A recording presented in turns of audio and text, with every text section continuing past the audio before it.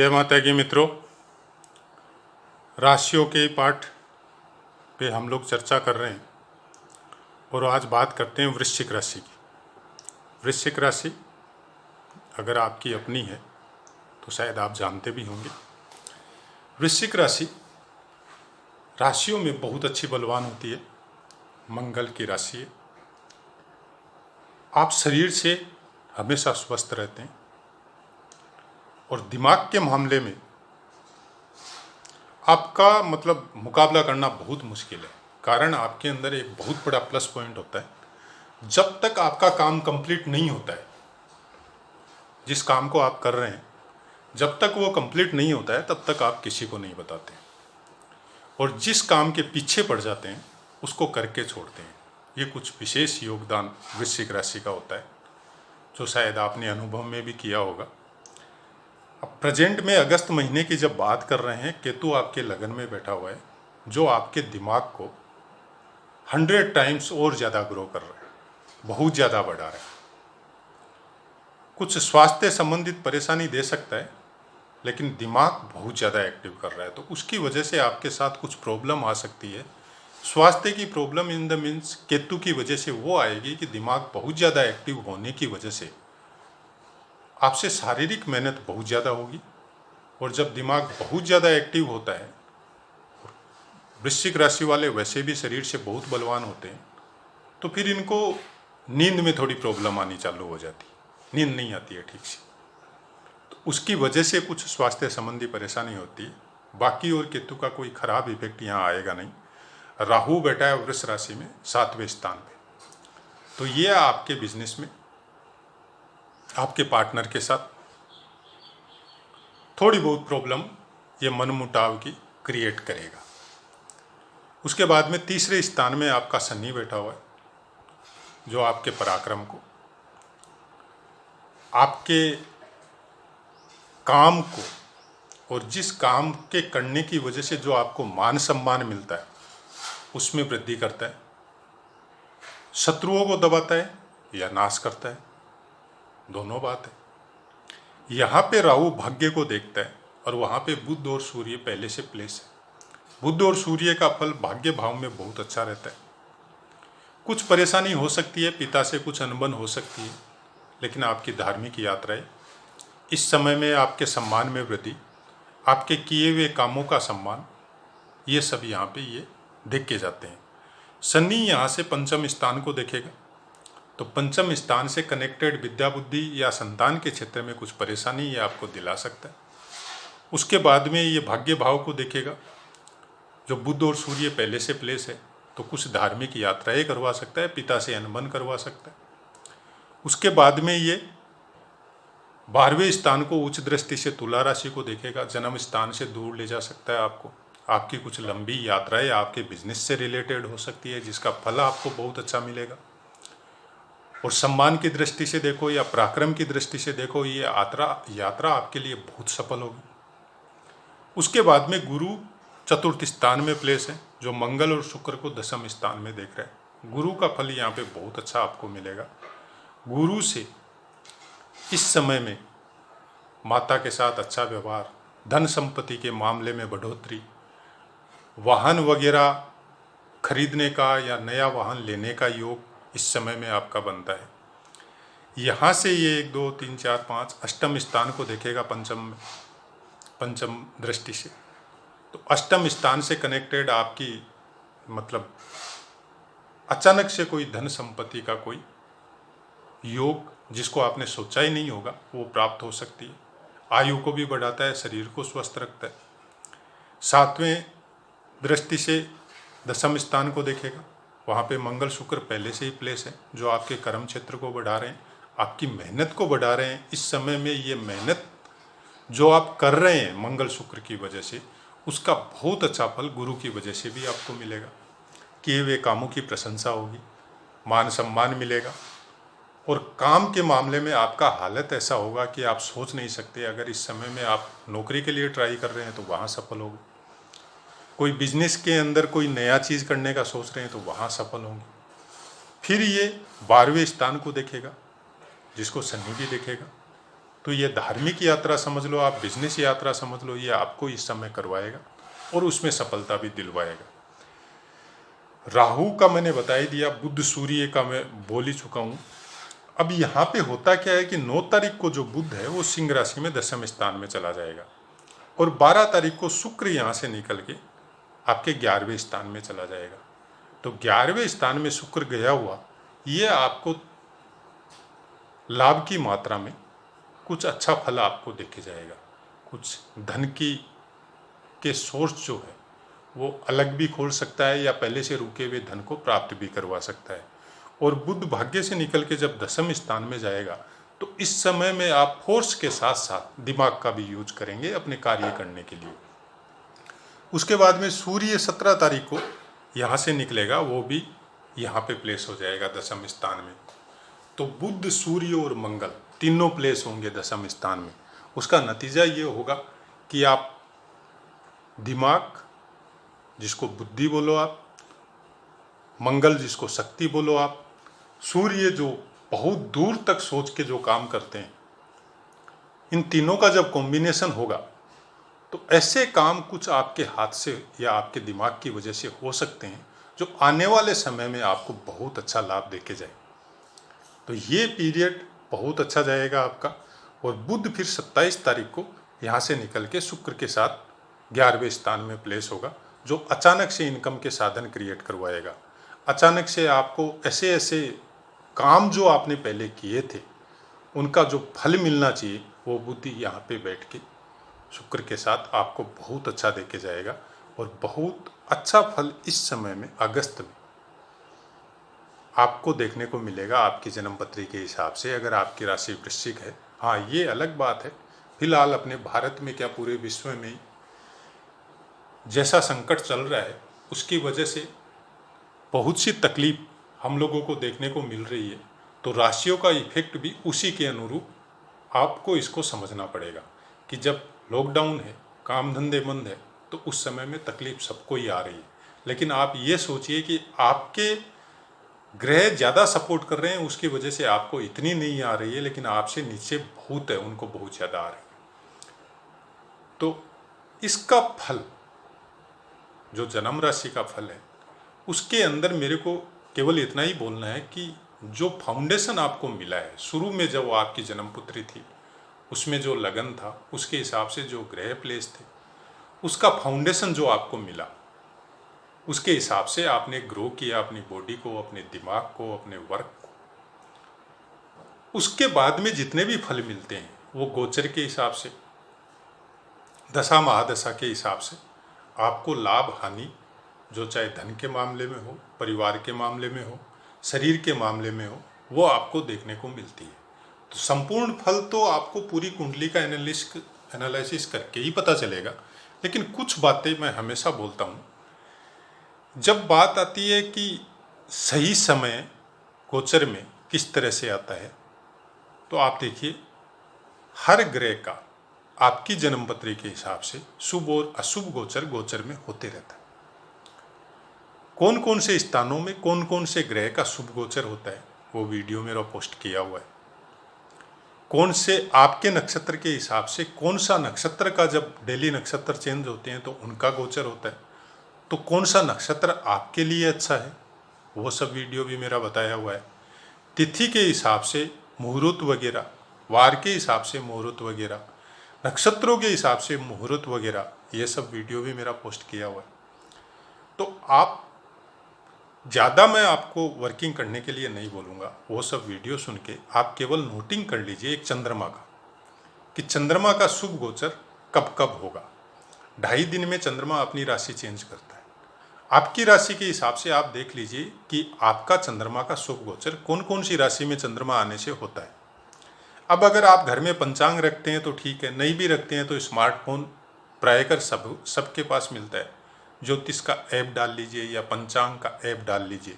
उस पंचांग के ऐप से आप डेली देख सकते हैं कि आज चंद्रमा कौन सी राशि पे है। एक ये, दूसरा नक्षत्रों का पाठ सुन के उसमें नोटिंग कर लीजिए कि आपका जन्म नक्षत्र कौन सा है और उस जन्म नक्षत्र के हिसाब से आपके लिए कौन कौन से नक्षत्र प्रॉफिटेबल है, अच्छे हैं, उसको नोट कर लीजिए। अब जब आपको कोई नया काम करना है, कोई नई चीज़ करनी है, कोई नए काम के लिए निकलना है, या कोई रुका हुआ काम है उसको पूरा करने के लिए निकल रहा है, जो भी अच्छे काम हो उनको करने के लिए जब आप निकले, तो कम से कम वो देख लीजिए कि उस दिन आपका चंद्रमा का शुभ गोचर आपकी राशि के हिसाब से है या नहीं है। उस दिन आपके जन्म नक्षत्र के हिसाब से जो नक्षत्र गोचर में चल रहा है वो आपके लिए अच्छा है या नहीं है। अब आप बोलेंगे हम क्यों माने, होई होई सोई जो राम रची रखा। सही बात है, होता तो वही है जो भगवान ने रच रखा है, और जो होना होता है वो होता ही है। लेकिन जब दिनचर्या में किसी चीज़ को हम लोग अपनाने चलेंगे, उसके ऊपर चलेंगे, तो फिर होता वो भी है जो आप कर्म करते हैं।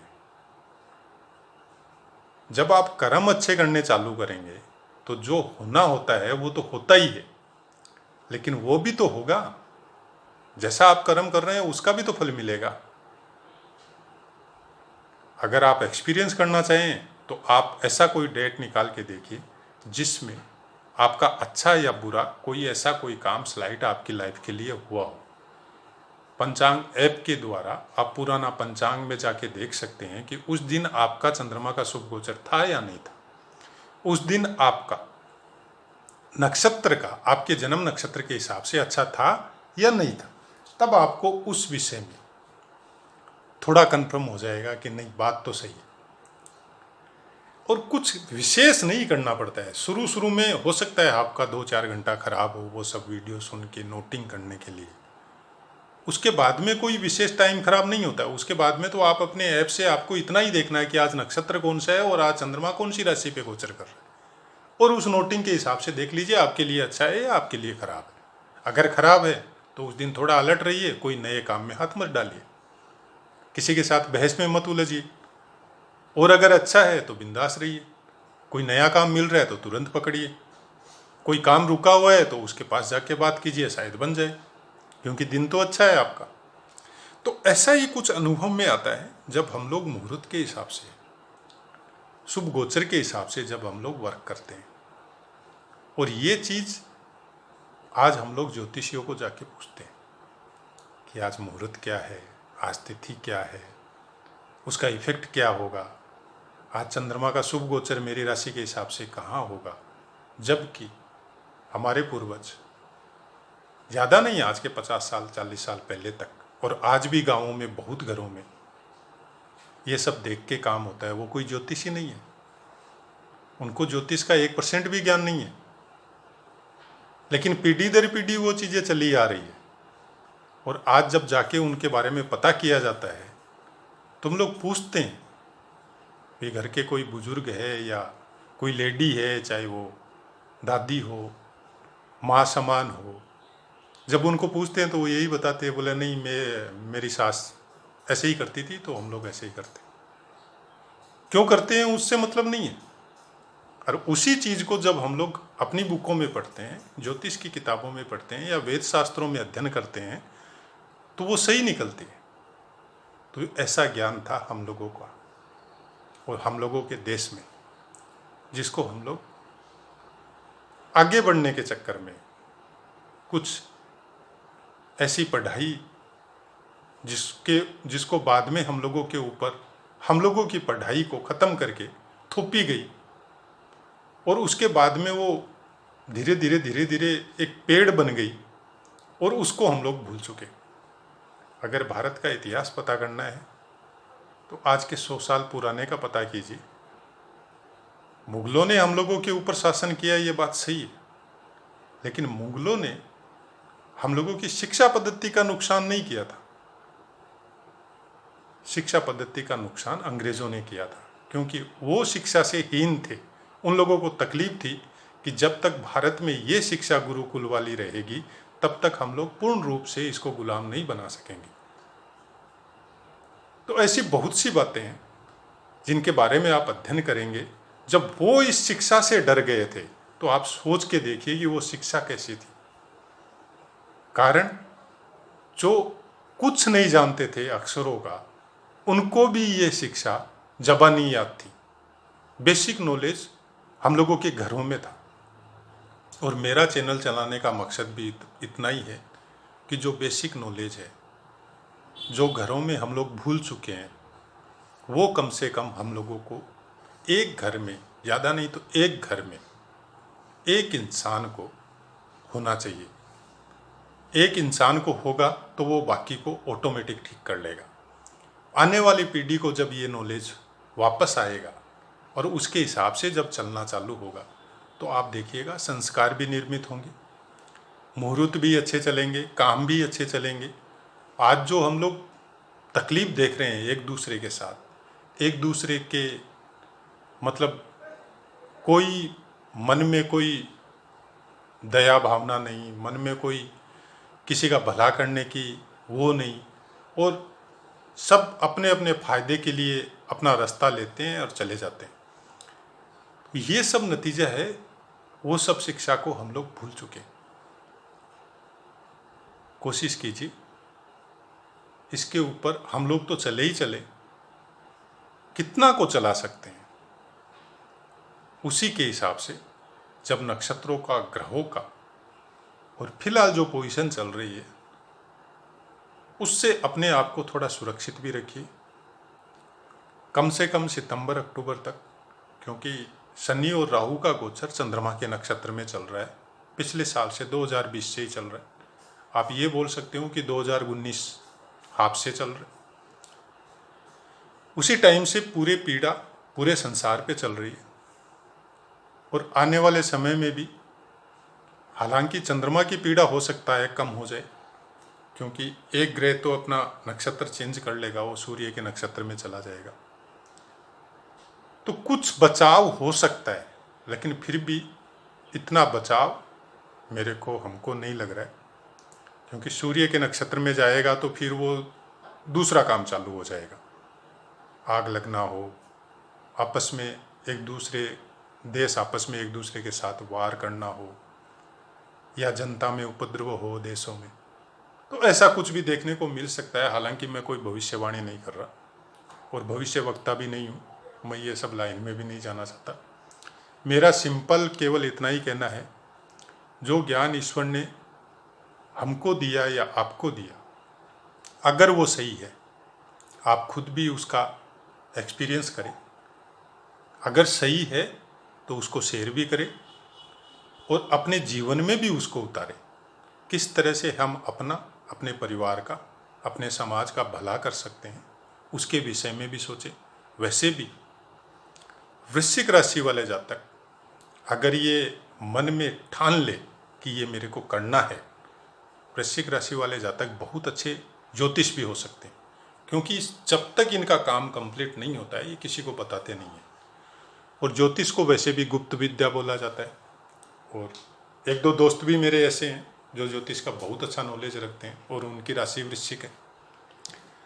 तो वृश्चिक राशि के लिए तो ज्योतिष बहुत अच्छा वरदान है। अगर आप इसको सीखना चाहते हैं तो जो बेसिक पार्ट है,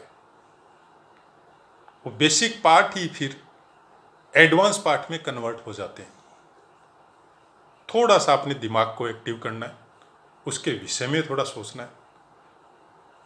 बहुत पार्ट नक्षत्रों का तो मैं डीपली दे रहा हूँ, बहुत अच्छे पार्ट, पहले 28 नक्षत्रों का पूरा पार्ट मेरा दिया हुआ है, जिनमें नक्षत्रों का फल हो, अध्याय हो, उसके कारक हो, उसके सामान हो, सब चीज़ का डिटेल में मेरा बताया हुआ है। और फिर वही नक्षत्र जब आपके ग्रह में, ग्रह के साथ कंबाइंड होते हैं, कौन से ग्रह में प्लेस होके कैसे फल देंगे, उसका पार्ट भी मैंने चालू कर रखा है। तो उनको भी आप, पहले मैंने बेसिक बताया, उसके बाद में आप उसको एडवांस समझ सकते हैं और आप उसको बेसिक में भी ले सकते हैं। ये आपके ऊपर निर्भर है। बेसिक और एडवांस क्या होता है, सब चीज़ बेसिक है। और जिसके ऊपर आपने रिसर्च की, जिसके ऊपर आपने अध्ययन किया, मनन किया, डीपली उसका अध्ययन किया, ये क्यों होता है उसके विषय में सोचा और खुद अपनी कुंडली और अपने परिवार की कुंडलियों पे उसका रिसर्च किया, वो एडवांस में कन्वर्ट हो जाता है वही ज्ञान। किसी ज्ञान को जब आप प्रिलिमिनरी स्टेज पे समझते हैं और उसी ज्ञान को जब आप डीपली अध्ययन करते हैं, तो प्रिलिमिनरी वाला ज्ञान फिर एडवांस ज्ञान में कन्वर्ट हो जाता है। तो आशा है मित्रों आपको समझ में आया होगा। पाठ से संबंधित कोई भी क्वेश्चन हो आप निसंकोच मेरे को लिखें, 100% मैं आपको आंसर दूंगा। लेकिन कोई भी एक पाठ से कभी भी अपनी कुंडली का अध्ययन मत करें, क्योंकि वो आपको फिर भ्रमित करेगा। कुंडली का फलादेश सब ग्रहों के, सब भावों पे, सब राशियों का अध्ययन करने के बाद में, फिर वर्ग कुंडलियों का अध्ययन करने के बाद में कुछ समझ में आता है। किसी एक ग्रह, किसी एक नक्षत्र और किसी एक भाव या राशि से कुंडली का अध्ययन नहीं होता है। तो इस चीज़ से थोड़ा दूरी बना के रखें। एक बार पहले सब चीज़ों को समझें, सब भावों को, राशियों को, नक्षत्रों को डीपली अध्ययन करें। अपने पास अच्छे अच्छे पुस्तकें भी ला के रखें, उनका भी अध्ययन करें साथ में। और पहले खुद की कुंडली पे रिसर्च करें, परिवार की कुंडली पे अभ्यास करें, उसके बाद में आगे बढ़ें। पाठ से संबंधित बहुत सी बातें ऐसी है जो एक वीडियो में बताने भी पॉसिबल नहीं है, इसलिए बार बार अलग अलग सब्जेक्ट पे या एक ही सब्जेक्ट पे 1, 2, 3, 4 पार्ट बोल के मैं वीडियो बनाता हूँ। और मेरा बनाने का कारण भी इतना ही है कि जो ज्ञान चाहे किताबों के द्वारा हो, चाहे गुरुओं के द्वारा हो, चाहे मैंने अभ्यास में प्राप्त किया हो, मैं वो संपूर्ण मेरे इस चैनल पे पोस्ट कर दूं और आपको भी उस चीज़ का पता चले। आप भी एक नए रास्ते से, जब आपको नया ज्ञान का पता चले तो आप भी उसके विषय में कमेंट करें, मेरे को भी बताएं, क्योंकि मेरा भी ज्ञान की तो कोई सीमा नहीं है, आपको मेरे से ज़्यादा हो सकता है। तो ऐसी आशा के साथ मैं अपनी वाणी को विराम देता हूँ। जय माता की मित्रों।